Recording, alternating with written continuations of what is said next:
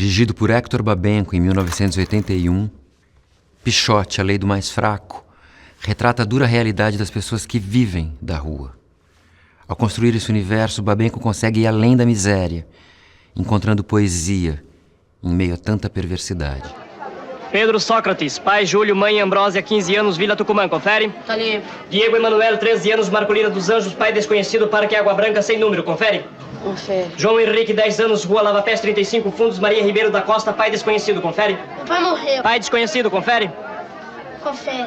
O filme começa com a proposta velada, obviamente, nunca coisas explícitas me interessaram, de que uma família se forma na rua, né?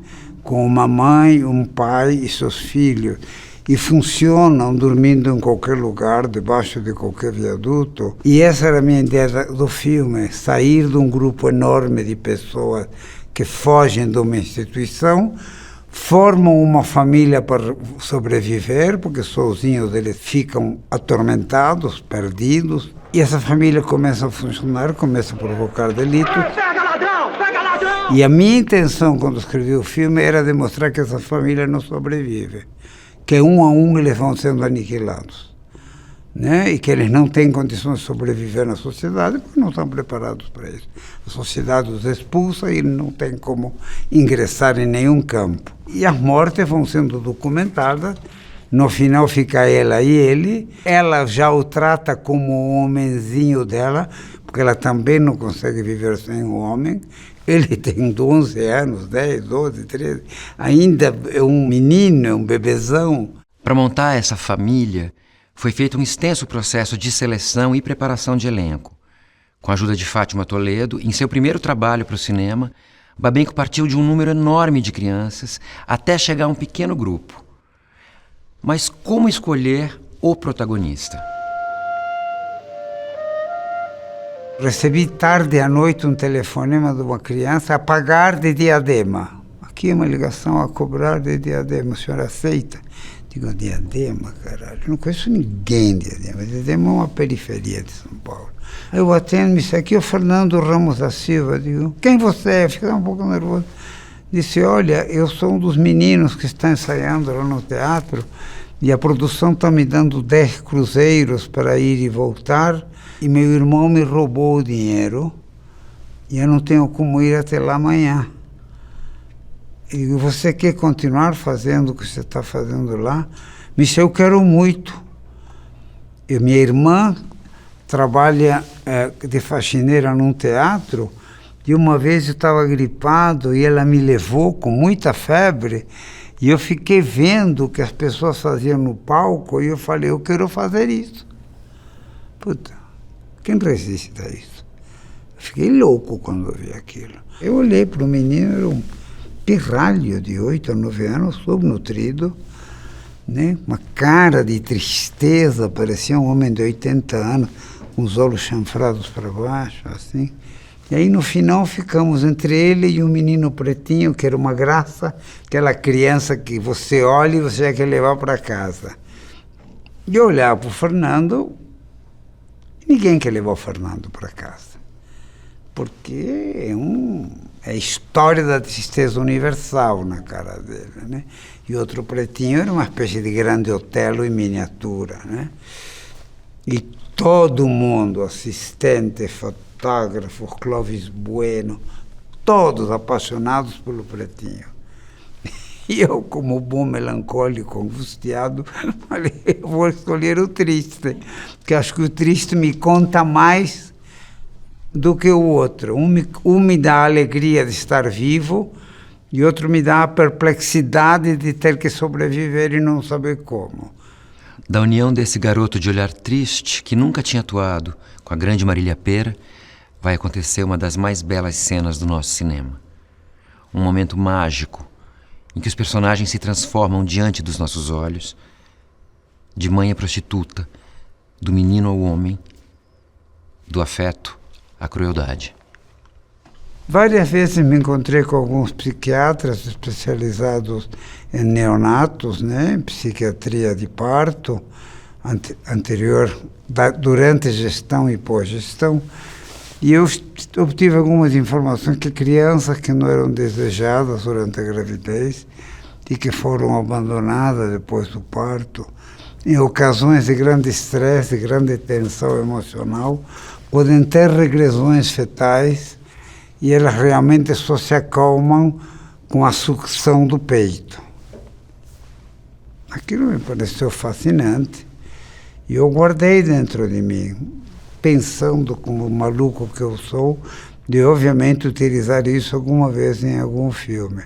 Eu jamais pensei em utilizar isso no Peixoto. Isso que o mais curioso é que eles fizeram o que eu tinha ouvido muitos e muitos anos antes e que eu nunca comentei com eles, nem estava escrito no roteiro. Foi um trabalho de fecundidade recíproca, né? O roteiro não nasceu como se fosse um objeto esterilizado. O roteiro é uma figura viva, uma entidade, né? Que está trabalhando com atores que está vendo um encontro, né? E eu não preparei as crianças para uma cena. Eu preparei para eles serem personagens e contarem uma história. E eu tinha escrito no roteiro, está escrito na página, de que ele vomitava, ela o recolhia, o acalmava no colo, ninando um pouco, e aí ele ia embora. O que nós não contávamos era que a Marília, ao abraçá-lo, que estava no roteiro, se você analisar a cena de novo, há um momento que ela o abraça e é um momento em que ele faz assim, e olha para ela. Aí ele desce o olhar e tem os 3 botões do vestido dela, por coincidência. E ele vai com a mão, abre um botão, e aqui está a genialidade da Marília Pêra, que ela pega o seio dela, como se amamenta um bebê, com os 2 dedos colocando o bico para fora, e ele se prende e começa a succionar naquilo. E aquilo provoca uma revolução, porque a Marília Pêra já tinha... Não consigo nem falar disso. Porque a Marília Pêra, numa cena anterior, tinha feito um aborto com uma agulha de tricô, que eu escrevi isso, obviamente, porque eu queria que ela fosse uma mulher que precisasse de um filho, porque ela tinha matado um filho. E ela pega essa criança com um filho e depois, num certo tempo, ela se enjoa daquilo. Me larga, Peixoto, eu não quero. Ela tem asco daquilo e ela o expulsa. Isso não estava no roteiro. O vai embora, não sou a tua mãe, não estava no roteiro.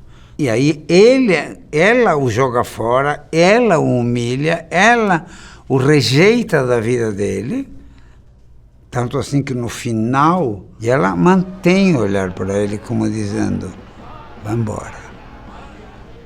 E ele vai até a cômoda, que não estava no roteiro, que o Fernando improvisou, e ele pega uma arma que estava lá, que eu não sei por que carga d'água ficou em cima daquele armário, eu não tinha visto, e ele pega aquela arma e nesse momento ele se transforma num menino. Ele sai de criança para menino, para adolescente. Ele levanta a blusinha dele, minúscula, coloca aquele revólver e sai. Essa é a construção da cena. Né? Eu me lembro que quando a cena começou a acontecer, eu olhei para o boom man e o técnico de som, que era o Luiz Gama, e ele chorava feito uma criança. O cara do boom não conseguia se conter. O queixo dele batia. Clac, clac, clac, clac, clac. O cara do som estava segurando o soluço, era um silêncio absoluto. Fizemos acho que umas 2 vezes, acho que na terceira ninguém aguentava mais, e a gente teve que parar o dia do trabalho. O cansaço foi tão grande, tão generalizado, tão desnecessariamente explicado, que terminando todo mundo guardou seus instrumentos e cada um foi para casa. E não era o que estava no call sheet, não era o que estava programado, tínhamos cenas para filmar. Mas foi uma coisa assim extenuante, realmente, extenuante. Então, essa cena não é minha, eu a provoquei. Essa cena é do Fernando e é da Marília, que não estão mais vivos, e que tiveram uma sintonia, uma entrega, uma reciprocidade, aquilo que raramente acontece entre atores, né? Uma cumplicidade sem palavras que até o dia de hoje eu acho que foi uma coisa sublime, que é uma palavra muito difícil de ser usada por um ateu como eu, mas foi uma coisa assim quase que, sei lá, foi um ritual, foi uma coisa meio mágica que aconteceu aí, que eles me entregaram, que eles me deram para que meu filme se transformasse numa coisa que as pessoas não esqueçam.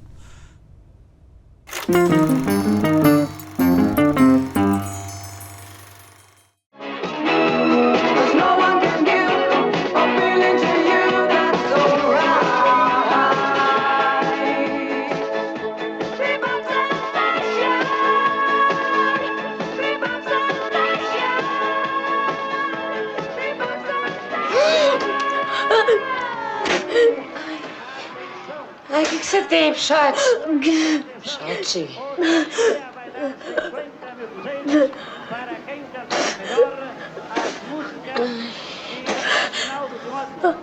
Passou.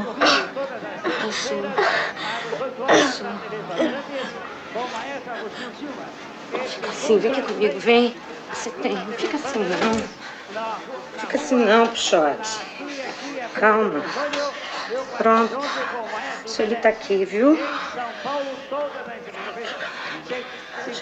Já passou. Melhorou? Melhorou. É com a Rádio Bandeirantes, com Fiore Gigliotti e sua equipe líder de audiência. Você pensa que cachaça é água?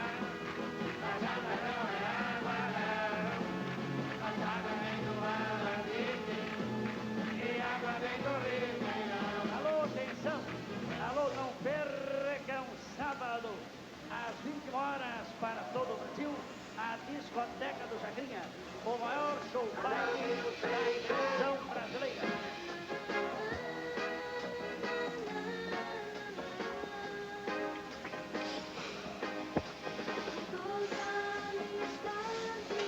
Mama, meu filhinho.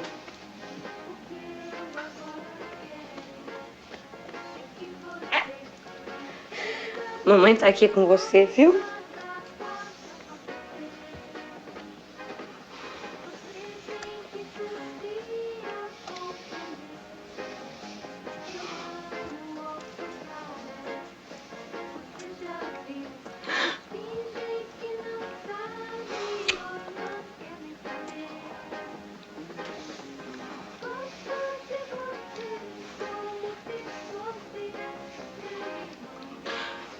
Me larga, Pichote.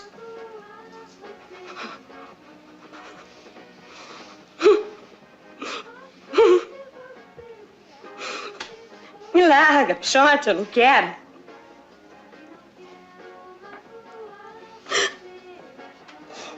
Tira essa boca suja de cima de mim! Eu não sou tua mãe, ouviu? Eu não sou tua mãe. Eu não quero filho! Eu odeio criança! Vai viver tua vida. Cada um se vira como pode. Some!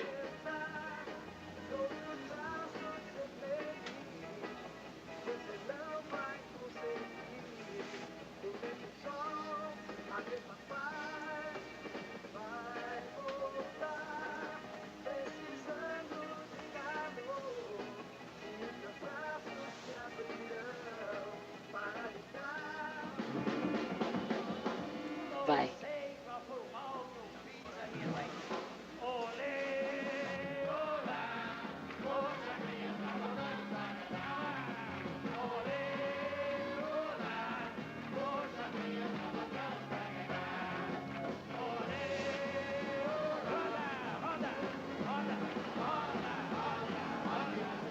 Você já viu alguém gostar tanto de sanduíche de Nápoles?